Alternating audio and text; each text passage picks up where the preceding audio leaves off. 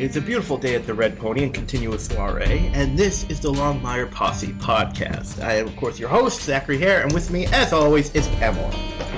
Hello, Posse members. Are you ready to ride? Oh, and this is quite the episode to ride to. It is. Yes, reports of my death. Now, they did something kind of weird right at the beginning of the episode. They did a kind of like, not really a flashback because we never saw the original events, but they're like, oh yeah, we went to get Malachi. Here's what happened. It's like, what is it, the news? Well, that was really unfortunate because, I don't know if you saw it, but their promo for this episode showed that scene. Not as a flashback, but actually happening.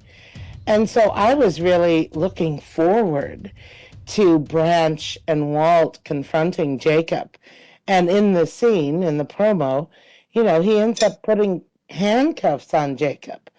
But in the end, it airs, and it's Walt describing to Henry that they went to confront Jacob. So that was really unfortunate. Victim, I think, a sacrifice, if you will, to the editing gods to get the time down for television. That's my guess. Because otherwise, why would you put that as the promo? Well, we can ask a certain someone about it. Yes, we can. Yeah, actually, speaking of which, who is that someone who will be interviewing? We are very excited, Posse members, to announce that Bailey Chase has agreed to do an interview with us. So we are very excited, really looking forward to having some time with him. I feel so lucky that he agreed to do it with us. Given his schedule right now, we have carved out some time for us. So that'll be fun. We're doing that Friday. Hopefully it'll air within a couple days thereafter. Next week at the least. Yeah. Well, and it'll definitely be aired around the same time as this episode. Probably. Yeah. I mean, can I pick a co-host or can I pick a co-host? Well, I just feel so lucky that I really was nervous when I heard he was pulling out of Longmire Days because of his schedule. He's got a new short that he's doing right now, a horror short, Cadence, and then he just signed for a new movie. So it's lucky that he was able to give us a little time. Not to mention the big time drain on his life right now, his new status as a dad. Woo! So this will be great fun to talk to him. There's so much we can talk about. Oh, so many important questions. Definitely looming questions. Is Katie Sackhoff that hot in person? These are questions. Some people care about that answer. Oh, well, I already know the answer. She definitely is. Oh, God. Okay, so back to now. I love the opening scene, Zach. In that, the lighting, and again, you have to herald this crew for Longmire. The lighting on that opening scene really transmitted the mood that Henry was in. We can almost see Walt through the glass. It was so dark and brooding, and it really fit what was happening to Henry's feelings at that moment. I just loved it. Speaking, one thing we kind of touched upon for last week's episode, but I think I'd like to mention more specifically, the effects of the scalping on Hector. Oh, gosh, We gotta mention that, because talk about the lighting team, the special effect, practical, it's like we said before, they don't use CGI. If they're gonna do something, they do it. Yes, they do. And that brilliant makeup crew, always. We talked about last episode because of the burn victim in Creeley Dorn. Yep. But you're right, we did not expand on the incredible job they did portraying the scalping. I think because it was such an emotional scene for me. Oh yeah, that was for all of us really. I want to talk about Hector dying. It just no. Well, speaking of which, as we see here, Henry's affected by it too because he thinks a good man died because of him. Right, and I don't think that's the case. As Walt said, it wasn't you. It was David Ridges who killed him. And as we know now, because we've talked about this whole season about Jacob, I think it's pretty blatant that Jacob Nighthorse is one of the bad guys. I just keep wondering how much he's aware. Is he a witting or unwitting Oh, I think he's accomplice? unwitting. He just doesn't care. But in my opinion, that makes him just as bad. Malachi's probably helping him, making him money. That's all he cares about. So that makes him just as bad, in my Well, opinion. that brings up, since we're on this subject, that brings up a question that was posed by a posse member. Ooh, I love questions by the posse members. I would love to read. Rhonda Holloway Ermlich asks, where did Nighthorse get all of his money from? She thinks that both Ooh. Malachi and Nighthorse had a role in Martha's death. I have always wondered, where did Jacob Nighthorse get his money? And we talked about this in an earlier episode. Mm-hmm. Where did he get the money from to fund building this casino? And I wonder now how much came from Malachi and all of his skimming, because he skimmed everything when he was chief of tribal police. So, how much of that money that Jacob is using came from that kind of corruption? I think Malachi probably gave David his start, and he's been in his pocket ever since. Jacob, yeah, that could be. Because the other thing to remember, Jacob isn't even of this tribe. Right? Oh, He that's isn't right. even of the Cheyenne So people. he has got no loyalty to So them. he has no standing either. Ooh. And And yet he's the one building the casino on their reservation land. I've never understood how he got that lofted position and right. So there's something definitely questionable going on there. But I again just wonder how much Jacob even is aware what kind of pawn he is. like I said, I don't think he cares as long as he's paid. True, as long as he's I making don't his. think he was direct because even though he's obviously a pawn and he'll do stuff, he doesn't. He's not malicious. He's a punk, but he's not malicious. Like, and he's not smart enough to pull off the deaths of some of the. No, it's Malachi. That's what I think.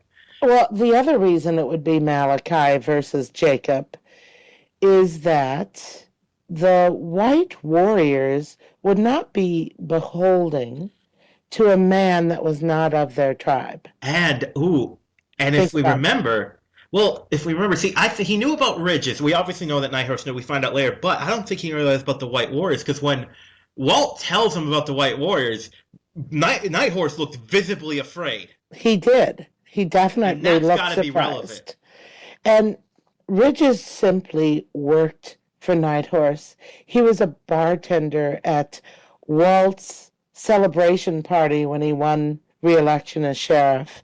Did you realize that? Yep. David Ridges was a bartender using an ice pick.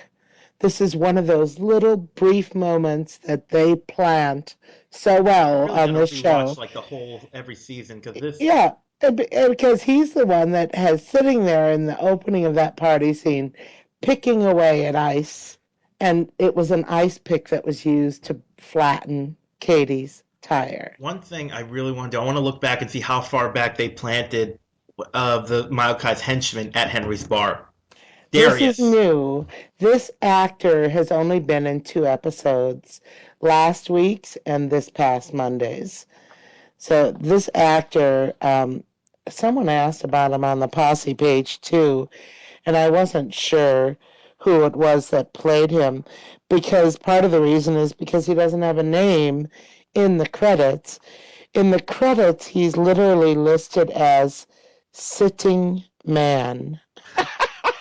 I thought for a second I thought you were going to say sitting bull. No, sitting man, because all he is doing is sitting This shows at the bar. how much backstory because we're barely 5 minutes in the episode. We already talked about like 20 minutes because there's I so much. know, but he's played by an actor named Joseph Daniel Havenstar, and I don't know anything else about him. His IMDb page is blank except for 2 entries for Longmire. So it's quite interesting. He's probably a local, Most which likely, they're very good at hiring locals. I got to move to Santa Fe so I can work on Longmire. They'll probably Well, give a me. lot of the locals, a lot of the cast comes from the local population. In fact, jumping ahead a little bit, the teenager that was that obnoxious Oh teen God. who tweeted, the tweeting teen, the role of Carter, he was played by a local as well, a boy from Albuquerque. I've got his name here somewhere. I'll have to look it up. But he's on my list of things to talk about here. So we see here that Walt's a very nice sheriff. He sees a drunk homeless guy passed out, and he gets him a coffee and a donut. Yeah, very sweet. And turns out the man is I love okay, and your nephew in this scene, I love him in this scene because Hysterical. he's like you do know he's dead, right? And Yeah. that must have been because the guy had to be completely the actor had to be dead weight. They had to drag him across the street. Yes. And then once they're upstairs, You gotta bring him back.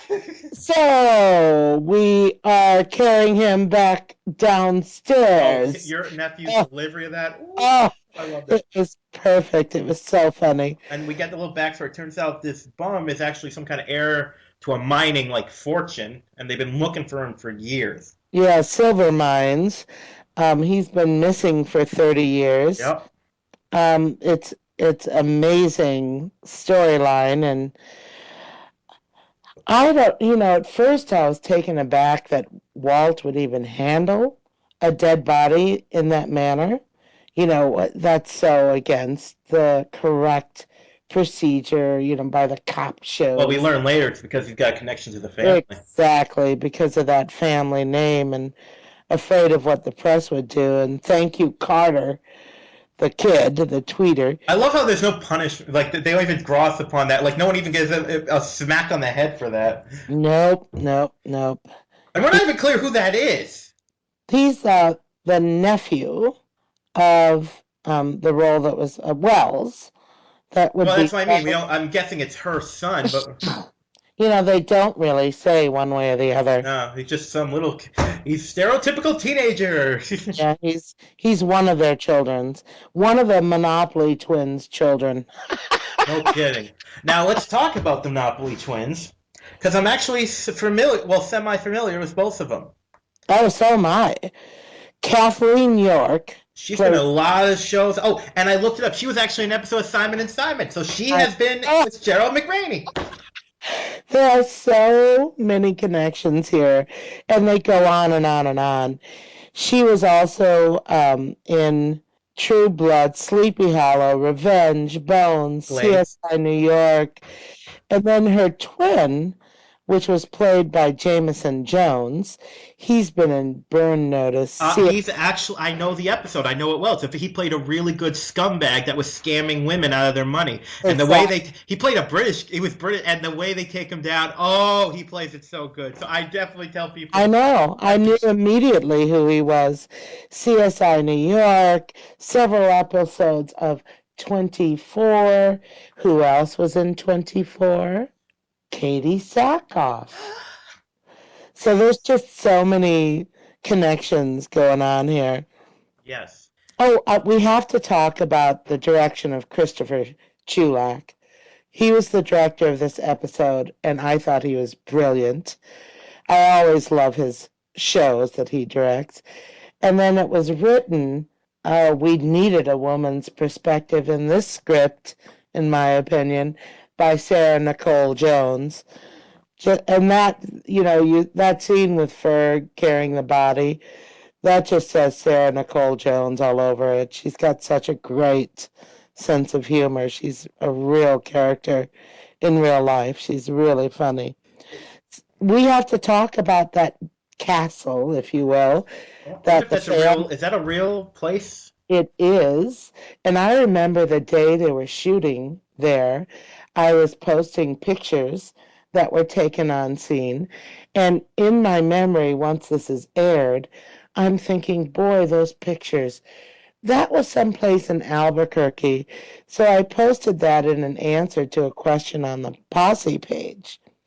And I was happy to see that someone was able to confirm that, yes, indeed, that castle is a house in Albuquerque, New Mexico. And thank you to Posse member Betty Drennan. Do we know who lives there? Well, no, I can't say that. But Betty Drennan was able to confirm that my memory was correct.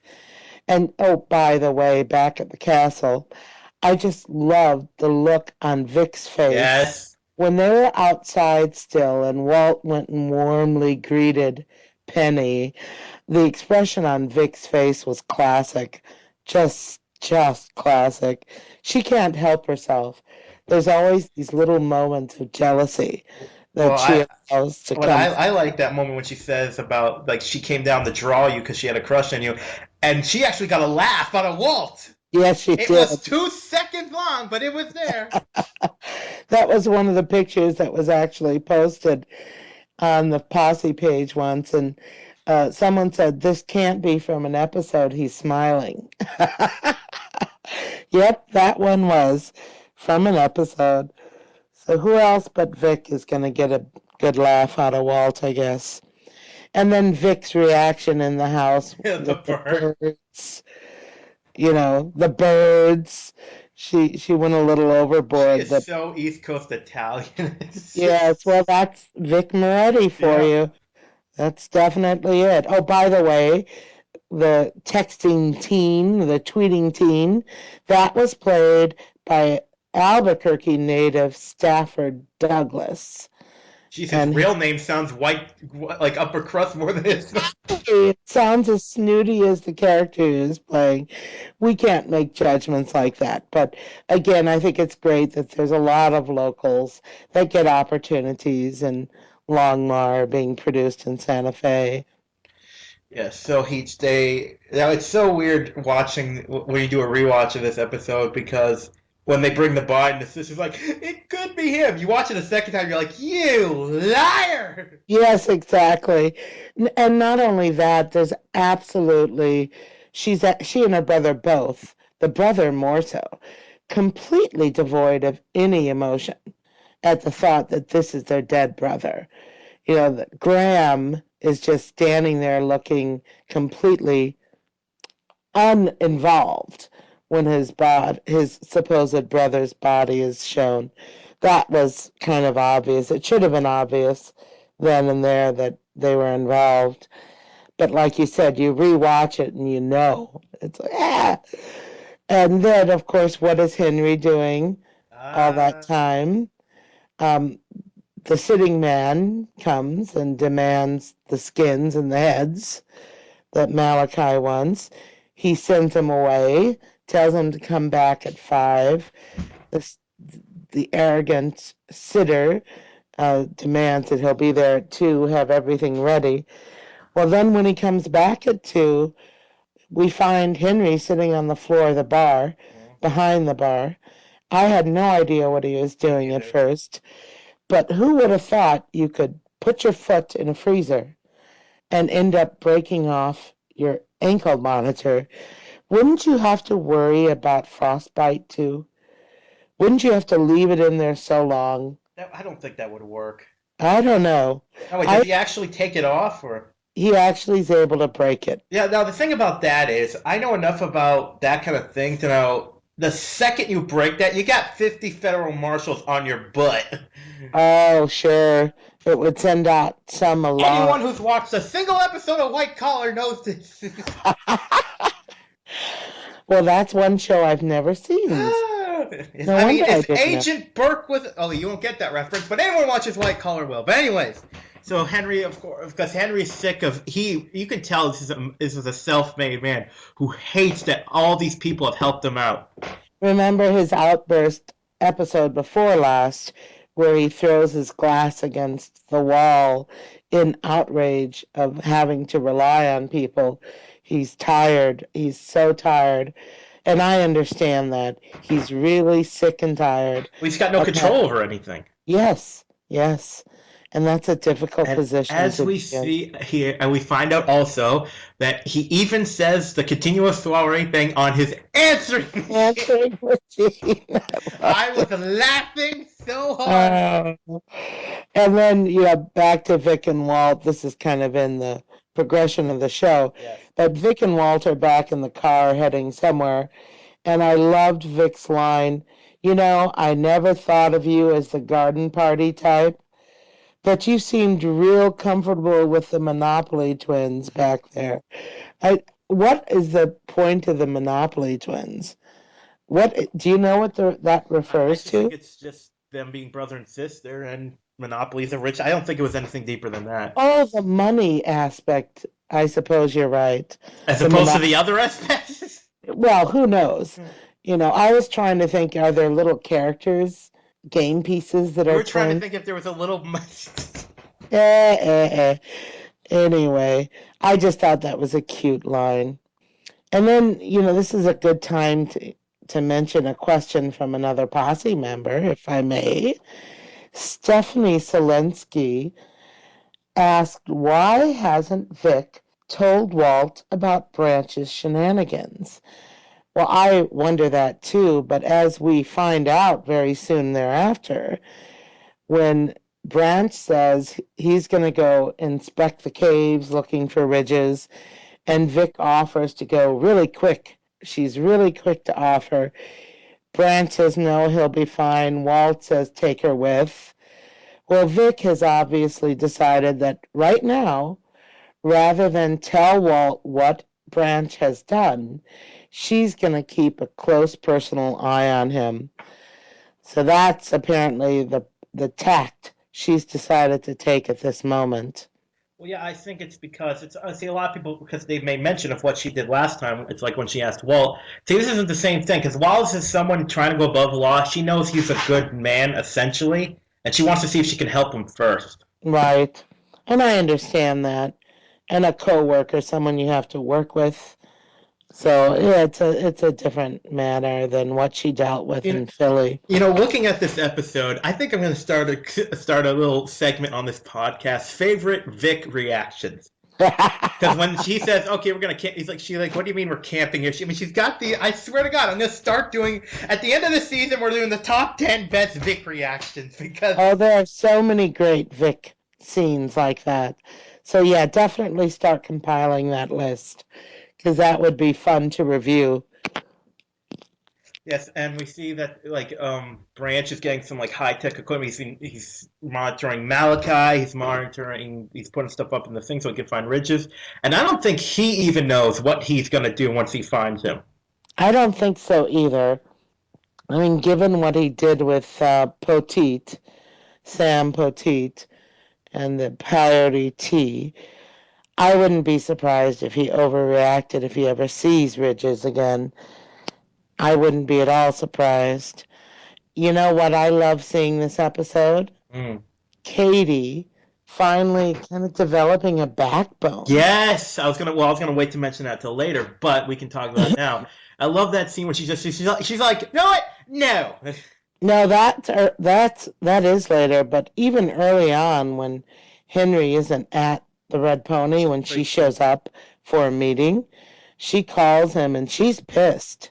She calls and leaves him a message and then literally breaks into the Red Pony and finds that his ankle monitor is off.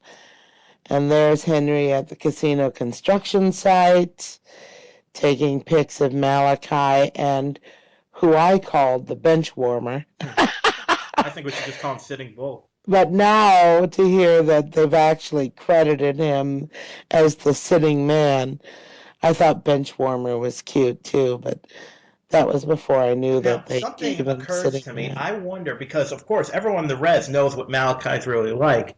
I wonder when we're going to see people's we still don't know Matthias's reaction to Malachi, You and know, or, it's so I confusing. can't wait to find out. I want to see people on the res, Matthias. I can't wait to see the way people react to the fact that this guy, who everyone knows is scum, is back. I was disappointed that Zahn McClarnon, who plays Matthias, didn't make an appearance in last night's episode, and partly for that reason, because I'm very curious about where his true allegiance lies. In the very first episode, as I mentioned last week, he was peeved with Walt for having arrested Malachi.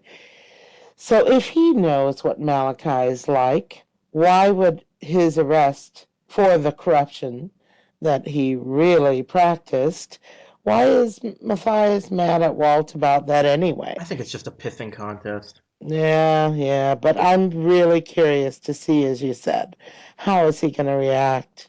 How are all the people on the res who know Malachi's true nature, how are all of them going to react? And like we said, Hector's death, you know there's going to be a reaction to that. Yeah, there has to be people viewed him as their You know, protector. that would be an interesting thing because, like, imagine if Matthias was more like even though he wasn't a part of it, he's still loyal to Malachi. Maybe imagine if Hector's death is what puts him over the edge.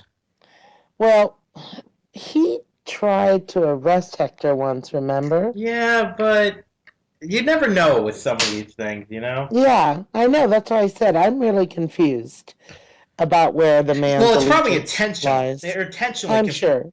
I'm sure it probably so, is. so we see someone show up and claiming to be the real heir to this silver fortune. Oh, back up. You gotta wait, Oh, though. what am I waiting for? Before he shows up, someone else does. And that's Malachi Ah, and Jacob. Now, first of all, who does Malachi think he is to just come storming in Walt's office like that? And then in the end, after complaining about the secret equipment he found and saying that it was purchased by Branch, he ends that scene saying, I'm going to need to talk to your deputy.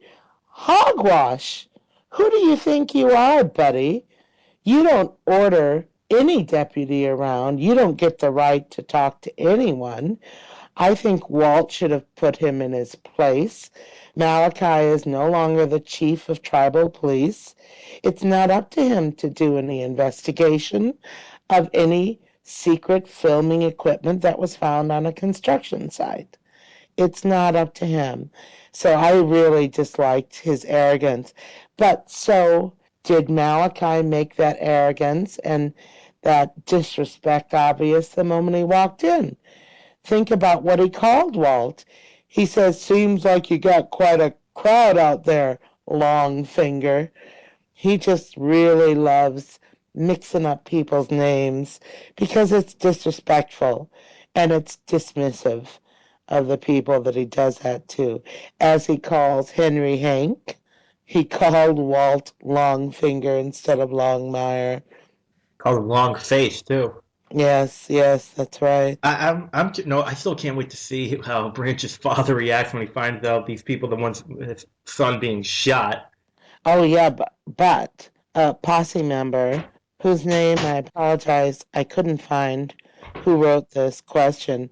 I did not notice, but she's right. Hmm? In that scene in Walt's office with Jacob and Malachi, guess what's on the bulletin board? Please tell me. Walt's wall of suspects, which includes Malachi's photo and rap sheet. Ooh. Well, So yeah, well, they know he's investigating, and that could be I everything. know, but that was really interesting observation. And when I rewatched it today, sure enough, they even made a point of making it obvious in the final close-up of Jacob Nighthorse before they left the office. Um, right behind Jacob is the picture of Malachi, and it was very obvious. The filmer, the cinematographer, made it very clear that that's what was on that bulletin board. Yes. So after this is when the supposedly rightful heir. I'll tell you the truth. I don't know if it was the title, but I kind of saw. I didn't really watch the entire episode preview, but I wasn't that surprised that the bum wasn't really the guy. Oh, back up. You cannot leave Walt's office yet. Ye, who was defending Jacob earlier as not being that bad a guy, I have to tell you, I was outraged. Isn't it rich? What was Jacob's parting blow to Walt as he was leaving the office? Do you remember? He said something about you need to hire better people or something like that. Yes, he said, Walt, you might want to reevaluate your employees, Walter. You're only as good as the people you hire. This coming from a man whose employee sabotaged Katie's car, which ended up causing an accident that nearly cost her life, whose employee then shot Branch, whose employee scalped and shot Hector. Whoa! That infuriated me to have him say that to Walt. But guess what that might point to? How clueless he really Yeah, is about what's going on. he's one. It's blissful ignorance. He knows. Yes, He doesn't care. yes, yep, you're probably right. Let's go. I'm sorry. We can leave the office now. Okay, we stayed there long enough. Now we have the guy who comes. I like the way he says, "I told you to stay there." He's like, "You didn't tell me anything." Such a Typical, wise ass. well, typical arrogance of the rich, I He suppose. can live along the poor all he wants. He's still got the arrogance of a rich man. Yes. Wells Van Blarcom. I was like, can I have the burden of money? Sheesh. I couldn't live in Uh-huh. sports. Shut up. But for all of his protestations of wanting to be left alone and live off the grid, as we later find out, Took some money. Yo, you he lie. didn't do it You without freaking money. Yeah. hypocrite. But who was it that we were so happy to see on television again? None other than Parker Stevenson. I thought he was brilliant as Wells. Did Yeah. you? Oh yeah, he had a good air around him. Yes. And I think he's aging really well. I thought he looked great. It's so funny again after the episode. All of the fans of him in his heyday that's saying they still have a crush on Parker. And you know who he was once married to, don't you? Please share. He was married to Kirstie Alley in real life. What? Yes. I did not. Well, I wasn't that familiar with him before this episode, but so interesting. Yes, he was married to Kirstie Alley for quite a few years before their divorce. So anyway, but I thought it was fun to see him. And who else did they bring in this episode? But the return of Nick Jelfus, who plays Katie's old friend from law school. I think he's going to be more involved with Henry's case as the episodes progress.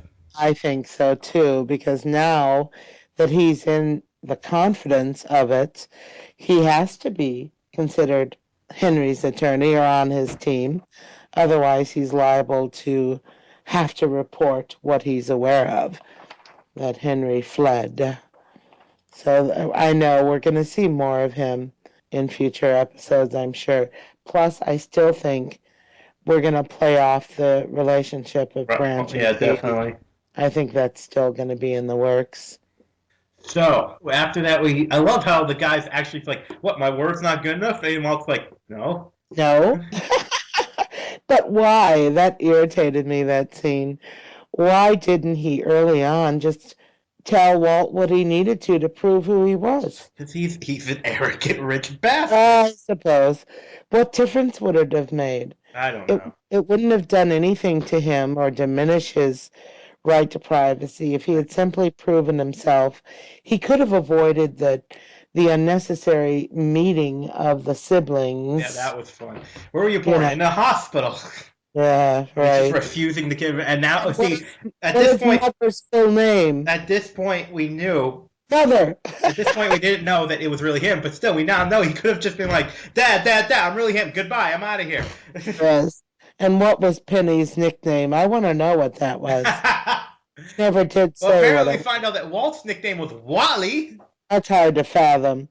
It just I thought doesn't he was seem. insulting him when that scene happened. He's like, "Wally." I'm like, "Oh." Oh boy, it's like a Malachi and Hank I moment. know, right? Yep, yep. But no, that was his childhood name from his dad. Well, I guess we all have them. And I will I never tell anyone who listens to my podcast any of mine. I will admit mine was Pammy. I'm not.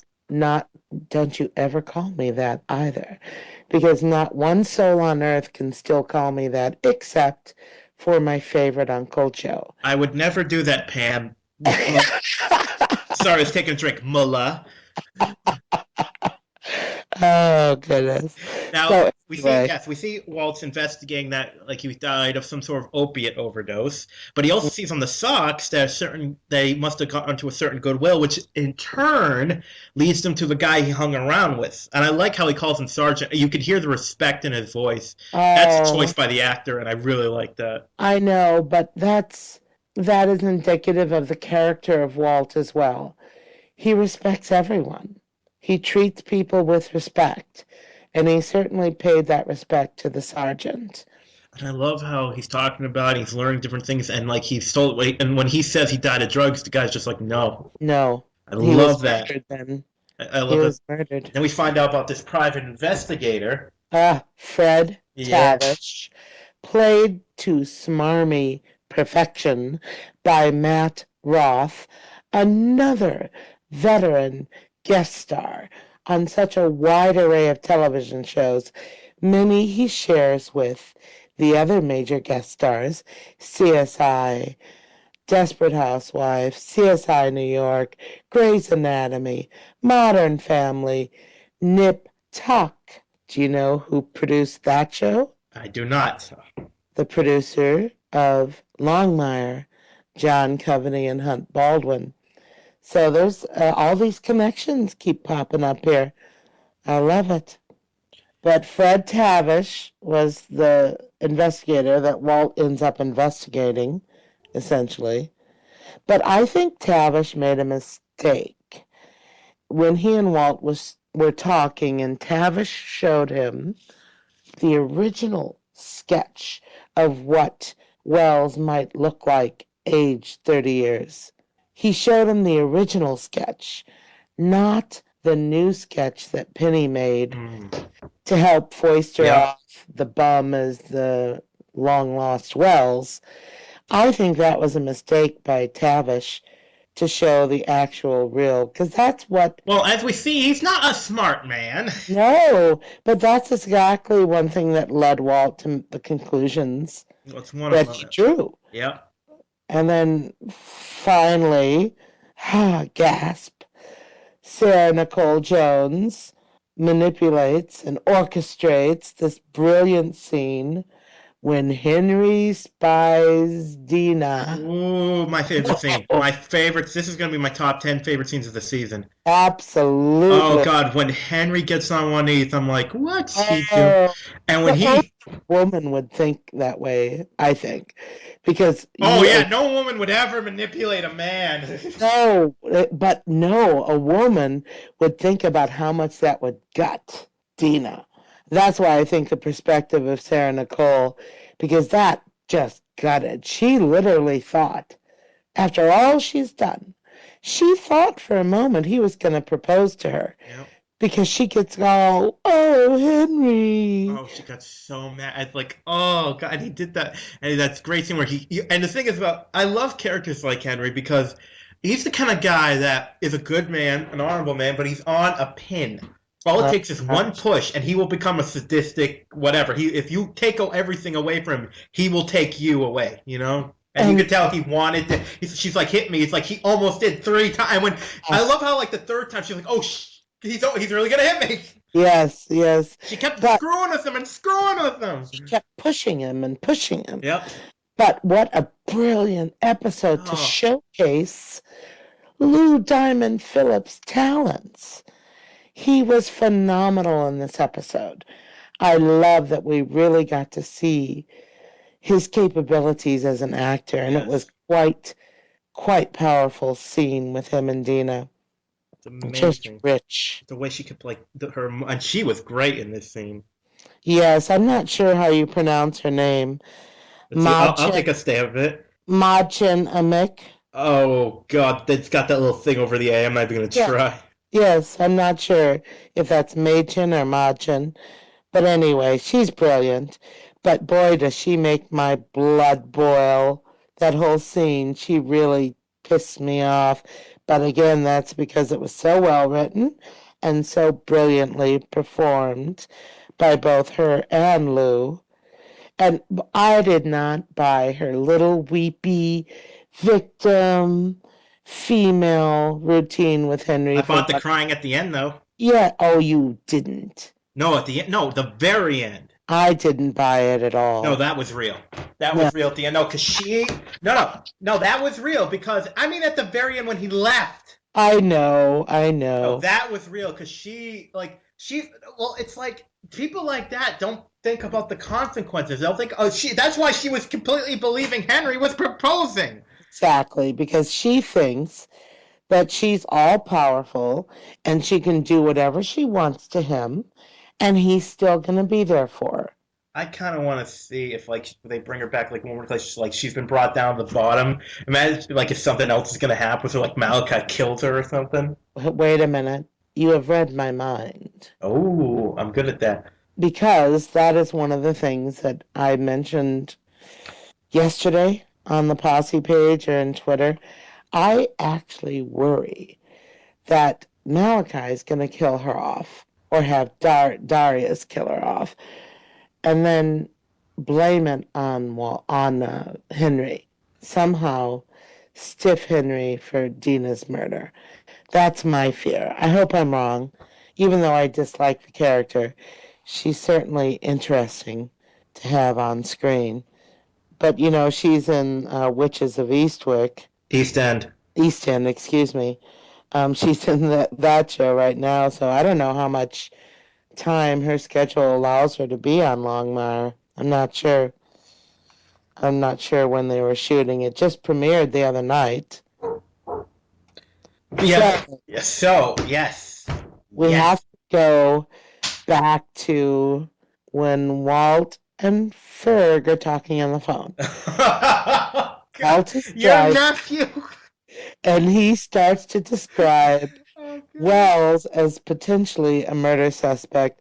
I love the scene, and I'd love it even if it weren't my nephew, because the look on the Ferg's eyes, She's gonna be the the blackface. expression of horror that kept building and building, and the fear that seemed to almost emanate, and the alertness, the alert status, and that just all kept building and building as it all turns more and more info comes out from Walt, and Ferg realizes, wow, and Walt says, yes, you may be watching a murder suspect, and Ferg hangs up and turns around, and the formerly sleeping guest is sitting there staring at him, scares the tar out of him. I thought that was really well played. Yes, indeed. And just he was great in it. It was overall a really wonderful episode, also because almost everyone was back. Mm. Jacob was in, even if for a while. Everyone was there except for Matthias, as I said. It would be nice to see him back more. And Ruby and Ferg, Dina was back. And Ruby, it was really nice to see Walt and the amount of respect that he really does have for Ruby, because what does he do with those sketches? He comes in and asks Ruby what she thinks Yep. about, and would she be able to identify this sketch with this corpse? And I thought that really was telling about how much he respects her opinion. I thought that was nice. Yes, and she really helps him. She's like, no, she's like, you're right. And he goes and uses that in the case. Yep, that kind of cinched it for him. And then back when Walt finally makes it home and he arrives at the cabin and Wells. Okay, now I gotta say, Wells says he's hiding all the knives. Even though that's a joke, I can completely see Ferg hiding all the knives. Exactly, I could too. I could just believe he was doing that. That was so funny. And Walt says, "Where's my deputy?" Hiding all the knives. Hysterical. I, That really now, I made me. did find it interesting that Walt thinks he might be a murder suspect. He doesn't go right back to his house. Yes, really. Well, he trusts Ferg too. I think Ferg, over the seasons, has demonstrated that he's someone that Walt can trust. So I think that might be one of the reasons that he wasn't rushing back to the cabin first. Plus, all these pieces, the final being when Ruby does the sketch verification, that really kind of cinched it in his mind Yep. who the murderer was anyway. So we go. So, this is when Wells reveals the Wally Yes. story, And this part I'm bringing up because I like the line because it speaks about the values of Walt Longmire when Wells says, "You're lucky your dad worked. You work. You appreciate the value of things in your marrow." Oh, I love that. And then he says, "I needed to get away from my life without ever getting to know that feeling if he didn't get away from his life." Yes. I love that line. That was so telling about what Walt is. And we The get character. another little piece here. Turns out he knows the private investigator, and he actually paid him off to leave him alone. Many years before when he was found. Actually, when you Spent think time. about it, that means he was a pretty good private investigator. He found him pretty quickly. Yeah, he did 8 years ago. He found him 8 years ago, and the whole Cleveland Who the connection, heck goes to Cleveland? Jeez. it all comes back again. That the sergeant, the imposter, they all were in Cleveland together, Yep. and Fred Tavish. So back at the mansion. Yep. Oh, back up. We Oh. have to go to the campsite for a minute Oh yes. because we have Branch and We Vic. have. Oh, when he says, I have that Ah, moment where Vic says, "Don't you ah, compare it, yourself to Walt." I was like, uh, "Oh it boy." finally admits it that she knows about the peyote and the Yep. kidnapping. And Branch's line, "Oh, come on. We both work for a man who doesn't stop until he has Oh, answers." her reaction was great. Now, And Vic's line, like you said, wow, the way quickly and I delivered. think it should be noted. He says, "Where you don't know what it's like for you to tell the truth and no one believes you." It's like that laugh. It's like she knows exactly what that's like. Oh, definitely.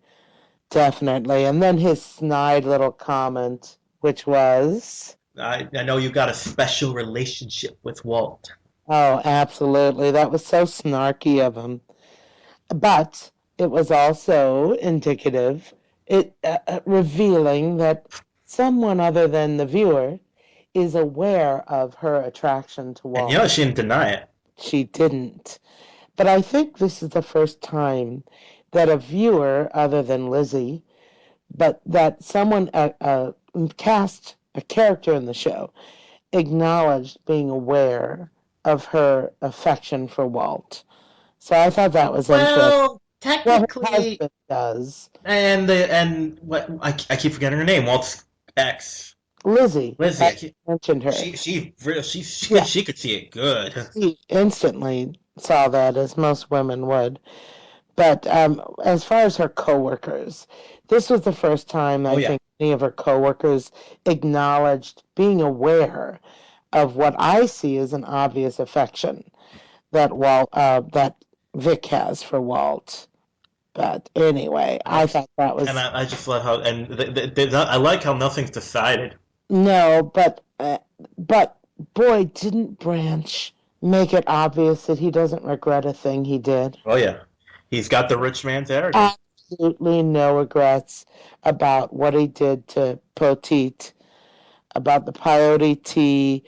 Uh, boy, as much as I understand his motivation, you're right. It's probably that rich kid arrogance shining through. So we're back at the mansion now, and Walt goes in because he knows who's responsible here. And while he's talking to Penny and Graham, who should turn up? Oh wait, can we just make one mention? We forgot to mention Walt taking the kid's phone. Well, that was a couple scenes ago. That was That hysterical. was great. It's like, and I like how he says here after the guy Tavish comes in, he's like, "Well, these things are pretty useful." Yes, but I joked around Don't I that kept even thinking of? I kept thinking of Machete, the movie Machete. Machete, what Longmire don't text.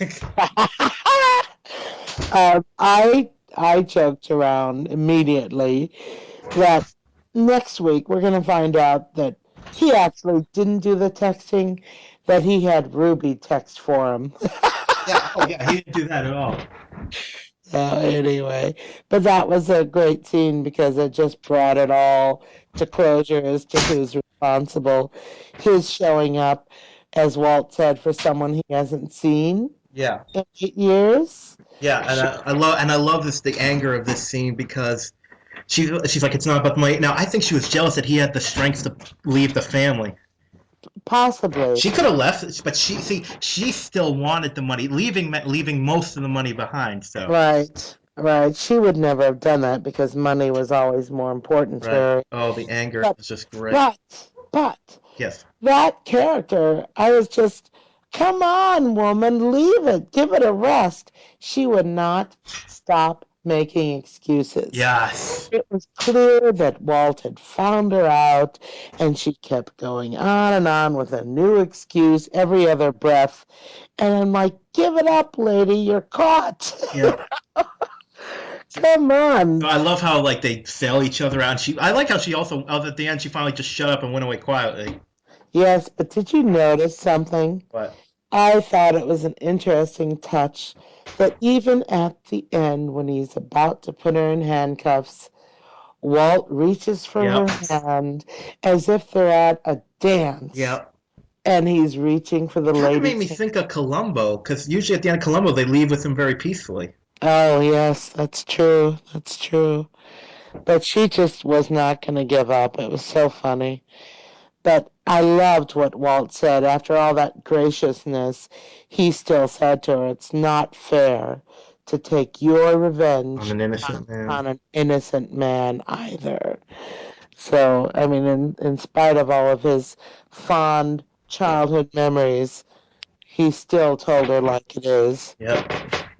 And now we have Henry back in the Red Pony Oh yes. and Katie finding that backbone Oh, again. and I think that's almost reflective of what the Wells woman because she didn't have the backbone to stand up for herself, but Katie does. Yep, Katie has found it, and that's more in keeping with the Katie of the books. I've noticed a lot of people who are the readers first and then the fan of the TV show. Those, a lot of them have been disappointed, such as the bail hearing episode. Yeah. Katie was so weak and she's at the bar drinking and moaning, and the Katie that we know in the books just wouldn't have been that way. So a lot of people were celebrating on the Posse page that she has found her spine again, and she certainly exhibited that when Henry dismisses her. He and Walt go in Henry's office, shut the door, and I loved when she stormed in there. Yes. That was a brilliant scene. Mm. And she just told them, you do not have a right to private conversations anymore. I'm your lawyer. So then we learn about the connections, and the episode leaves it at that. I mean, come on.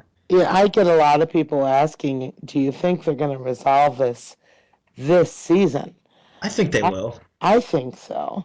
We still have four They're episodes. not going to stretch. This is not a two-season storyline. I don't think so at I all. I wouldn't I wouldn't think so. I would hope not. Now, before we leave, we have to talk about the preview for next week's episode because that looked intense. Yeah, it definitely does.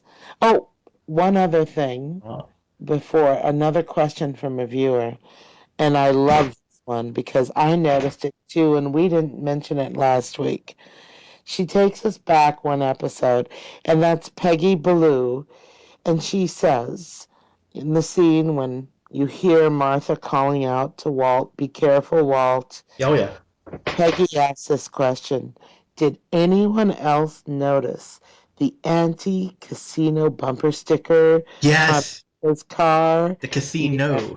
yes, I saw that too, but we forgot to talk about it last week. And that just reinforces the reason that Malachi and Jacob would have it out for her and Oh, possibly be perhaps the she reason was behind not her okay. murder. Yeah, yeah, yeah. So I think that's Well, I entirely think it's possible. multi-layered. We're gonna see that. Yes, I think so But I too. cannot wait for that. It looks like Moretti Gill is on trial. I cannot wait to see how this goes. And wow, as you were saying, what happens next week? I'm at a loss as to guessing whose cabin she stumbles across because that's the impression I get. They have an accident. She goes for help or something because probably there's no cell service. Who knows? How she knocks on a door in a cabin in the woods, and then she's kidnapped. And whose voice was that? I couldn't I pin don't it. think it was Gorski. No, That did not sound like Ed Gorski to me. Is that who you thought it was? No, I'm saying that didn't sound like him. Oh, no, I didn't think so either. I thought it sounded like an old Indian voice. We will just have to see. Yes. So that's it for this week's episode, kiddies. I think so. I cannot wait. Now, remember, we got a lot of interviews lined up, and we can't wait for next week's episode. So, stay tuned. We have Mr. Bailey Chase coming up soon, and I finally have the Ferg. He's your nephew, and it's taken this long to get. I know. He's more difficult than Lou Diamond Phillips. He's such a diva. No, that's because I'm just his aunt. Yeah, I know. I'm special. Hey, he's a fellow big guy actor. He should be more respectful towards me. So I'm going to ask him about that, too. Hopefully we've got him lined up for this weekend. All right, so say your goodbyes, Pamela. All right, so thank you to everyone for signing up. Oh, by the way, we have our Longmire Posse Facebook page and Twitter account. And thank you to everyone who's already run over there and liked the page. It's already hit over 100 likes. So thank you, Posse members. Yes, my hat's off to you. For going over and saddling up with the Posse podcast. Love it. Thank you, Zach. It's another great episode. Yeah. Can't wait for next week. All right. That's it for this. So come on, Posse members. Let's ride.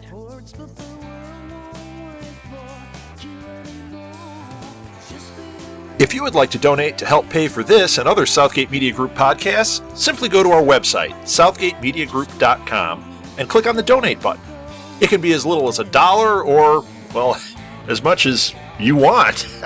Help keep this fun going by supporting this and our other shows. Thanks again for listening, everyone. You're the best fans in the world.